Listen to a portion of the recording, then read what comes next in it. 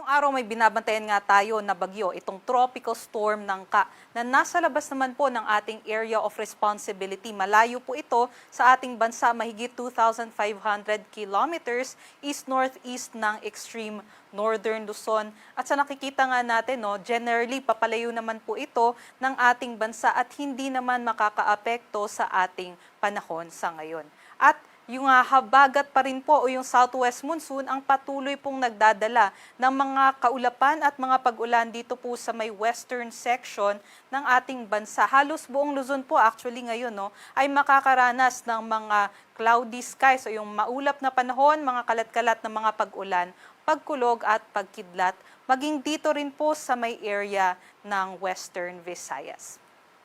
So ngayong araw nga, expect natin yung mga pag-ulan sa halos buong Luzon except na lamang po dito sa may Bicol region, although pati rin po yung Camarines Norte ay makakaranas din ng mga pabugsong mga pag-ulan.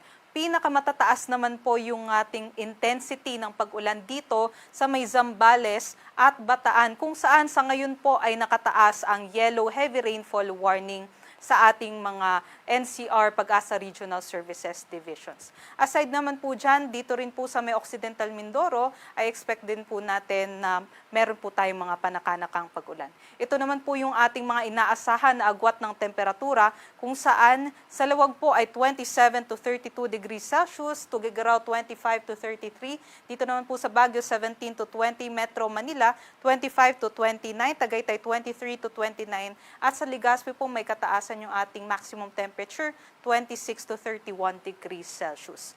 Pagdating naman po dito sa may Palawan, Visayas at Mindanao, inaasahan pa rin po natin yung Palawan po.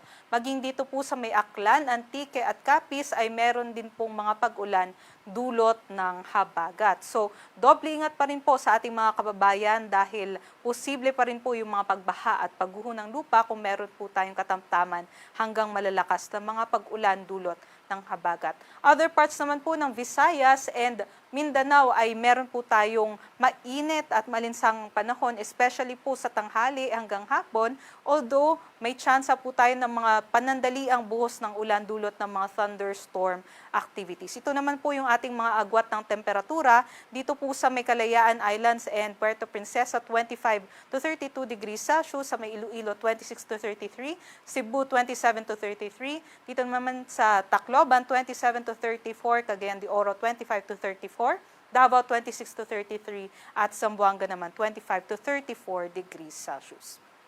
Sa ngayon po, inaasahan pa rin po natin yung mga panakanakang pag-ulan. So mataas pa rin po yung tsansa ng mga localized floodings at nakataas pa rin po yung ating weather advisory dito sa Zambales, Bataan, maging sa may Occidental Mindoro. Ibig sabihin po nitong nasa yellow ay maaari po makaranas ng 50 to 100 millimeters of rainfall within 24 hours yung ating mga kababayan. So dahil po ay tuloy-tuloy po yung mga pag-ulan natin since last week pa ay likely po or susceptible po yung ating mga kababayan dito sa mga landslides and also sa mga flash floods event. So, doble ingat po and always po ay i-check ang ating mga yung ating mga updates dito po sa Pag-asa, and also wag pong kalimutan na makipag-coordinate sa ating mga DRRM officials.